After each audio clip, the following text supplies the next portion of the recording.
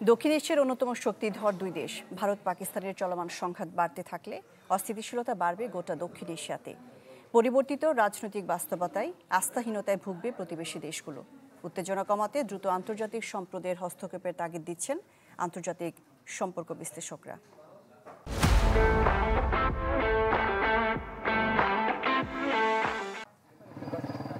ভারত নিয়ন্ত্রিত পেহেলগামে হামলার পর বুধবার মধ্যরাতে পাকিস্তানের ভূখণ্ডে যে হামলা হয়েছে তাতে আরও জটিল হয়েছে দক্ষিণ এশিয়ার দুই পরমাণু শক্তিধর দেশের সম্পর্ক। পেহেলগামে হামলার 2 সপ্তাহের মাথায় ভারত পাকিস্তান সংঘাতে জড়ানোর ঘটনাকে দক্ষিণ এশিয়ার জন্য উদ্বেগজনক বলছেন আন্তর্জাতিক সম্পর্ক বিশ্লেষকরা। জানান, নাজুক অর্থনীতির মধ্যেও ভারত পাকিস্তানের সংঘাতে জড়ানো মঙ্গলজনক বার্তা দেয় না। আভাস দেন যুদ্ধাবস্থার গতি প্রকৃতি বৃদ্ধির। পাল্টা জবাব হিসেবে পাকিস্তান বড় হামলা চালালে পরিস্থিতি আরও জটিল হওয়ার আশঙ্কাও আছে। নিউক্লিয়ার পাওয়ারের ব্যবহারের জন্য দুই দেশেরই এক ধরনের প্রস্তুতি কিন্তু আছে।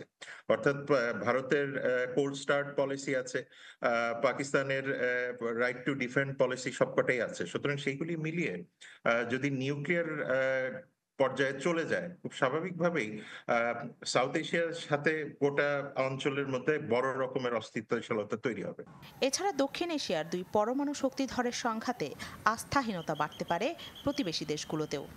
সমগ্র দক্ষিণ এশিয়াতেই বড় রকমের একটা পলিটিক্যাল চেঞ্জও দেখছি। সুতরাং এই দেশগুলি যেগুলি আছে, যেগুলি কনফ্লিক্ট পার্টি না, তারা খুব স্বাভাবিকভাবেই এই দুই দেশের উপরে যে আস্থার জায়গাটা ছিল সেই জায়গাতে আগের মতো আস্থাও রাখতে পারবেন না। সুতরাং একটা লং টার্ম ইমপ্লিকেশন কিন্তু তৈরি হয়ে গেছে।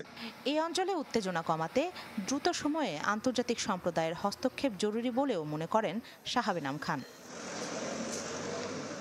রাখি জেসমিন, চ্যানেল 24।